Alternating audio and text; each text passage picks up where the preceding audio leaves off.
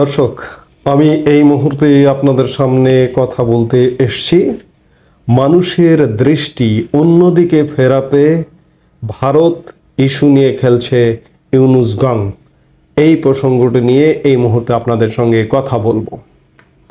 কথা শুরু করবার আগে আপনাদেরকে আমি একটি ফেসবুক স্ট্যাটাস দেখাতে চাই, যে স্ট্যাটাসটি ইউনুস সরকারের সবচেয়ে প্রভাবশালী উপদেষ্টা, এমনকি কোনো কোনো ক্ষেত্রে ইউনুসের চেয়েও বেশি প্রভাবশালী উপদেষ্টা আসিফ নজরুল দুদিন আগে ফেসবুকে একটি স্ট্যাটাস দিয়েছিলেন। সেখানে তিনি লিখেছেন, জাতীয় সঙ্গীত প্রসঙ্গে যারা সরব ছিলেন দেশের সার্বভৌমত্বের প্রশ্নে তাদের অনেকে নীরব কেন।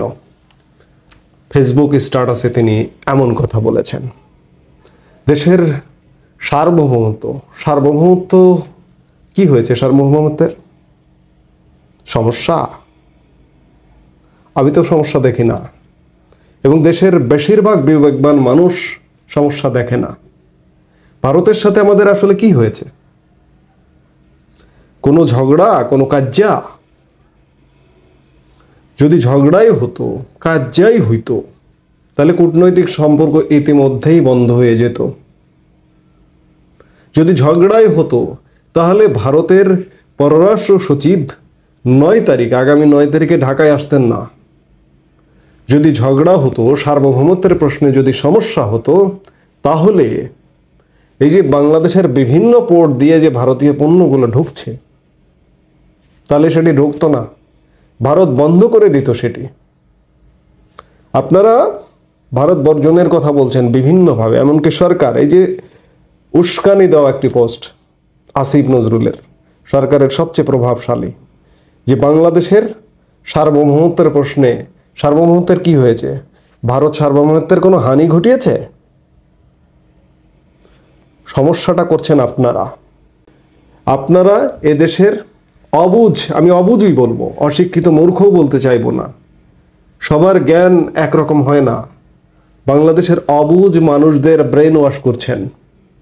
ব্রেন ওয়াশ করে বাংলাদেশের মানুষকে ভারতকে কেন্দ্র করে খেপিয়ে দিচ্ছেন। অথচ যে ভারত না হলে আপনি এক পা চলতে পারবেন না। আমি এই চ্যানেলে আমার একটি বক্তব্য আছে, ভারতের কিভাবে ভারতীয় পণ্য আমাদের জীবনে জড়িয়ে আছে, নাহলে আমরা চলতে পারবো না। সকালে ঘুম থেকে উঠে রাতে ঘুমোতে যাওয়ার আগ পর্যন্ত। অথচ ভারত বিরোধিতা, ভারত নিয়ে খেলা কেন এসব? এই যে রিজভী আহমেদ, বিএনপির সিনিয়র যুগ্ম মহাসচিব, একজন উন্মাদের মতো একজন মানুষ, তার ওয়াইফের শাড়ি পুড়িয়ে দিলেন। আমি রিজভী আহমেদকে জিজ্ঞেস করব, আপনি গায়ে যে স্যান্ডো গেঞ্জিটা পরে আছেন, সেটি যদি বাংলাদেশের তৈরি হয়ে থাকে, বাংলাদেশের কারখানায়, এই স্যান্ডো গেঞ্জির সুতাটা কোথায়? আপনি যে জাঙ্গিয়াটা পরে আছেন, বাংলাদেশের কারখানায় যদি, তো আমি আন্ডারগার্মেন্টস নিয়েই বলি, অন্য কিছু বলবো না, সেটি যদি বাংলাদেশের কারখানায় তৈরি হয়ে থাকে, সেটির সুতাটা কোথাকার? আপনার সর্বাগ্রে ওগুলো ফেলাই দিতে হবে খুলে। তারপর গায়ে যে জামা কাপড় পরে আছেন, তারও ম্যাক্সিমাম সুতা তুলা ভারতের। এগুলো ফেলাই দিয়ে দিগম্বর হয়ে তারপরে ওয়াইফের শাড়ি পুড়িয়ে দেন। ভারত নিয়ে যে লীলা খেলা চলছে, ভারতকে আমাদের শত্রু, আমাদের মানুষকে ব্রেন ওয়াশ করা হচ্ছে যে ভারত তোমাদের শত্রু। অথচ বর্ডারে খোঁজ নিয়ে দেখুন, আজকেও আপনি খোঁজ নিয়ে দেখুন, কত শত ট্রাক প্রত্যেকটা বর্ডারে ঢুকেছে। কয়েকটি বর্ডার সাময়িক বন্ধ আছে, কিন্তু খোঁজ নিয়ে দেখুন। ভারত বিরোধিতা করছেন, ভারতের পণ্য বর্জন করছেন, অথচ ভারতের পণ্য আমদানি করছেন। আমদানি বন্ধ করে দিন না কেন? চাল আমদানি বন্ধ করে দিন। গতকালকেও চাল ঢুকেছে বাংলাদেশের সীমান্তে, পেঁয়াজ আলু ঢুকছে, এগুলো বন্ধ করে দিন, তাহলেই তো হয়ে যায়, তাহলেই স্বাধীনতা সার্বভৌমত্ব রক্ষা পায়। আমি তো বলবো আপনারাই স্বাধীনতা সার্বভৌমত্ব বিকিয়ে দেবার চেষ্টা করছেন। আমরা 1971 সালে মুক্তিযুদ্ধের মাধ্যমে যে স্বাধীনতা অর্জন করেছিলাম পাকিস্তানের সাথে যুদ্ধ করে, সেই পাকিস্তান প্রীতি করছেন আপনারা। পাকিস্তানি জঙ্গিদের বাংলাদেশে কারখানা করতে চাইছেন।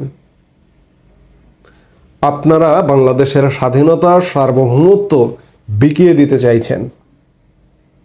অথচ দেখুন, এই যে 5 আগস্ট আওয়ামী লীগ সরকারের পতন হলো, এই পতনের পরে আওয়ামী লীগ সরকারের সময় অনেক সমস্যা ছিল। আমি এটা বলি না যে সমস্যা ছিল না, আওয়ামী লীগ ধোয়া তুলসী পাতা ছিল। কিন্তু 5 আগস্টের পরে বাংলাদেশের মানুষ, এক শ্রেণীর মানুষ বুঝতে না পেরে, আমি তাদেরকে তাদের এই বুঝটা বা বোধটা ক্ষমা সুন্দর দৃষ্টিতে দেখতে চাই। যারা লাল বাহিনীতে, লাল আন্দোলনে, 36শে জুলাইয়ের স্বাধীনতা আন্দোলনে যোগদান করেছিলেন, যারা নতুন স্বাধীনতা বলছেন, বহু মানুষ ভুল করে, ভুলভাবে এই আন্দোলনকে সমর্থন দিয়েছিলেন। হয়তো ফেসবুকে একটি লাইন লিখে পোস্ট করে, হয়তো একদিন রাস্তায় দাঁড়িয়ে, কিংবা মানসিকভাবে সমর্থন দিয়েছেন। আমি তাদেরকে ক্ষমা সুন্দর দৃষ্টিতে দেখতে চাই। আপনারাও তাদের বিরোধিতা করবেন না। যারা এই যে নতুন স্বাধীনতার বিরোধী, তারা বিরোধিতা করবেন না, তাদেরকে ওয়েলকাম জানান, স্বাগত জানান। তারা ভুল করে, অনেক মানুষ আছে এখন অনুশোচনা করে যে আমরা ভুল করে ফেসবুকে একটা লাইন লিখে সমর্থন দিয়েছিলাম। তাদেরকে ক্ষমা করে দিন, ক্ষমা সুন্দর দৃষ্টিতে দেখুন। তারা বুঝতে চেষ্টা করুক, বা ইতোমধ্যে বুঝতে পেরেছে, উপলব্ধি এসছে তাদের যে এটি একটা ভুল ছিল। তাদেরকে অন্ততপক্ষে তিরস্কার করবেন না দয়া করে। আমি যেটি বলছিলাম যে এই সরকার, আমি এই সরকারের, ইউনূস সরকারের প্রশংসা করতে পারছি না। আপনারা আমাকে, আমি যারা আমার এই বক্তব্যগুলো শোনেন তাদের সাথে একটু কন্ট্যাক্ট করতে চাই যে ইউনূস সরকারের 5টি সাফল্যের কথা দয়া করে আমার কমেন্ট অপশনে এসে একটু লিখে দেবেন। আমি জানতে চাই, আমি জ্ঞানার্জন করতে চাই। কাজেই আমার চোখে কোনো সাফল্য নেই, সম্পূর্ণ ব্যর্থ। আজকে বাংলাদেশকে ব্যর্থ রাষ্ট্রে পরিণত করতে যাচ্ছে।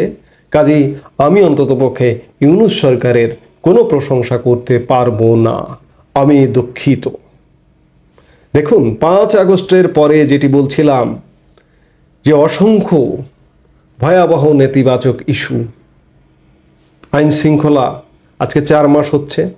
এই 4 মাসে এখন পর্যন্ত আইন শৃঙ্খলা ভালো করতে পারেনি। দেশের শাসন ব্যবস্থা, শাসনতন্ত্র, প্রশাসন, আমলাতন্ত্র, পুলিশ, তাদের মধ্যে কর্মস্পৃহা যেটি, সেটি ধ্বংস করে দিয়েছে ইউনূস সরকার। প্রশাসনের কেন্দ্রবিন্দু সচিবালয়কে ধ্বংস করে দিয়েছে। যারা বয়সে তরুণ, বর্তমান যারা সচিব আছেন, যুগ্ম সচিব আছেন, অতিরিক্ত সচিব আছেন, এবং পুলিশের অতিরিক্ত আইজিপি থেকে শুরু করে ডিআইজি এবং আরও নিচের দিকে সমানে বাধ্যতামূলক অবসরে পাঠাচ্ছেন। এবং 10 বছর আগে অবসরে যাওয়া যুগ্ম সচিবকে টেনে এনে সিনিয়র সচিবের দায়িত্ব দিচ্ছেন। ডিআইজিকে টেনে এনে ডিএমপি কমিশনার বানাচ্ছেন। অতিরিক্ত আইজিপিকে 5 বছর আগে অবসরে যাওয়া তাকে এনে আইজিপি বানাচ্ছেন। বাহিনীটি কি এত খারাপ যে সেখানে দায়িত্ব পালন করবার মতো কেউ নেই? অন্যদিকে মানুষের জানমালের নিরাপত্তা তো দিতেই পারছেন না। মানুষের জীবনযাত্রার ব্যয়ে নাভিশ্বাস উঠে গেছে।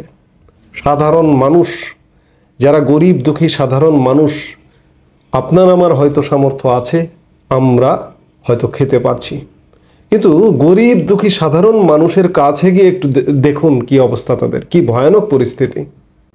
দ্রব্যমূল্য কোনোভাবেই কমছে না, লাগাম ছাড়া যেন বাড়ছেই আর বাড়ছে।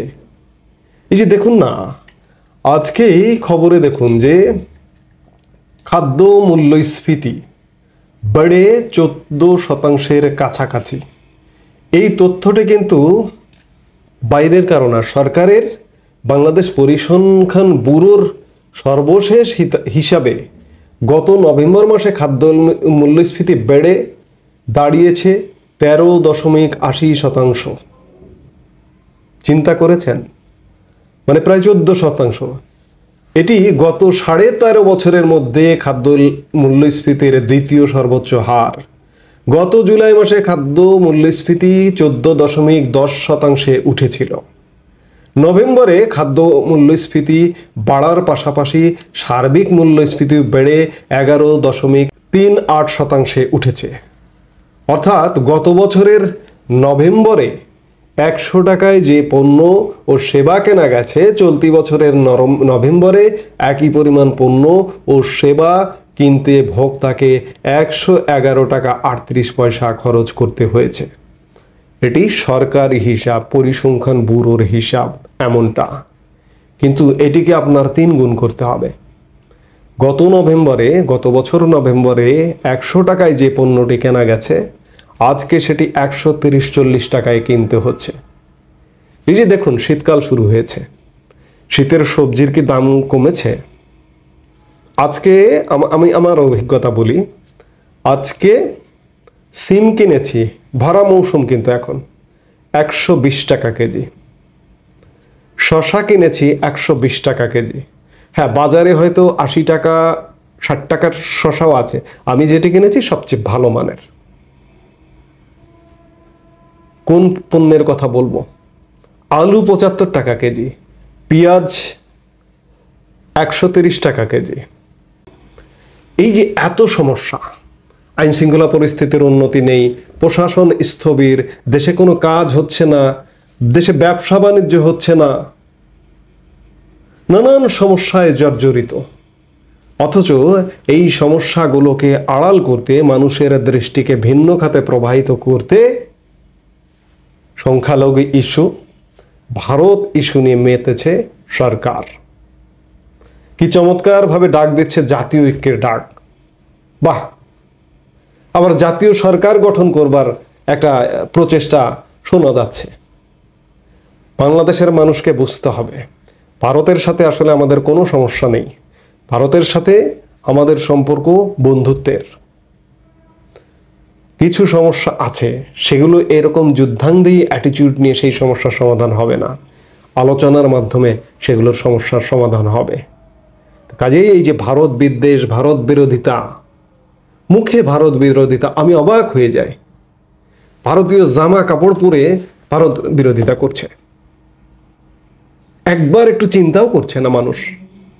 যারা আসলে চিন্তার তো একটা থাকতে হবে, 3D চিন্তা, মানে চতুর্মুখী চিন্তা, সেই চিন্তাটি মাথার মধ্যে থাকতে হবে, সেই জ্ঞানটা থাকতে হবে। মানুষ তো এত কিছু চিন্তা করে না। মানুষ ভাবছে, সাধারণ মানুষকে বোঝাচ্ছে যে ভারত তোমার শত্রু, তোমার ভারত বিরোধিতা করতে হবে। মানুষ তাই বুঝছে, বুঝে হই হই রই রই করছে, আর পরিণতি আমাদের খারাপ হচ্ছে। ভারতের সাথে নানাভাবে আমরা দূরে সরে যাচ্ছি। কিন্তু দেখুন, এই যে এত কিছুর পরেও ভারত রাষ্ট্রীয়ভাবে বাংলাদেশের সাথে বাণিজ্য সম্পর্ক কিন্তু ত্যাগ করেনি। কিছু কিছু তারা ত্যাগ করেছে, কারণ হচ্ছে তাদের নিরাপত্তা থ্রেটের একটা ব্যাপার আছে, যে বাংলাদেশে জঙ্গিদের মুক্তি দেওয়া হয়েছে, পাকিস্তানি জঙ্গিদের আহ্বান করা হচ্ছে ভিসা সহজীকরণের মাধ্যমে।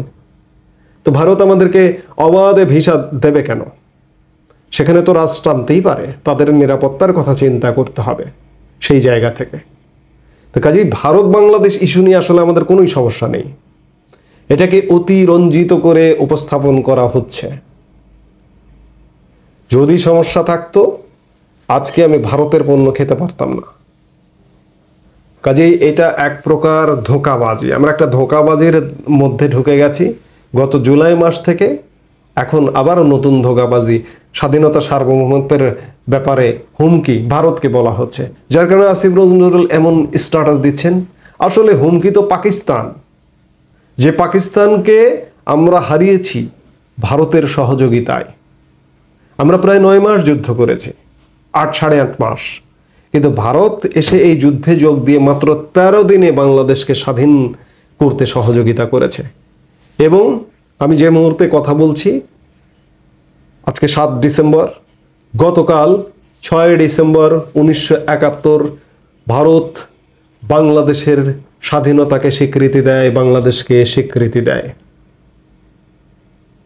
এই বিজয়ের মাসে, এই স্বাধীনতার স্বীকৃতির প্রায় 5 দশক, 54 বছর পরে ভারতের প্রতি অশেষ কৃতজ্ঞতা জানাচ্ছি। ভারত যদি আমাদের পাশে সেই সময় না আসতো, তাহলে আজও যে কি হতো বাংলাদেশের, কিংবা আজও আমরা যুদ্ধ বিধ্বস্ত দেশ হিসেবে থাকতাম কিনা, আরো 10 বছর, 5 বছর বা 15 বছর যুদ্ধ বিধ্বস্ত দেশ হিসেবে থাকতো কিনা, সে ব্যাপারে সন্দেহ ছিল। এই জন্য ভারতের প্রতি আমি অকৃতজ্ঞ বাঙালি নই, আমি কৃতজ্ঞ। আমি কৃতজ্ঞ চিত্তে 1971 সালে ভারতের ভূমিকাকে স্মরণ করি। সশ্রদ্ধ চিত্তে আমি ভারতের অবদানকে স্বীকার করি। এই মুহূর্তে এ পর্যন্তই। সবাই ভালো থাকবেন, সুস্থ থাকবেন। আমাদের ভিডিওগুলো নিয়মিত পেতে সাবস্ক্রাইব করুন Sajjad Kadir and the legends YouTube channel এবং লাইক, কমেন্ট, শেয়ার করে সাথে থাকুন।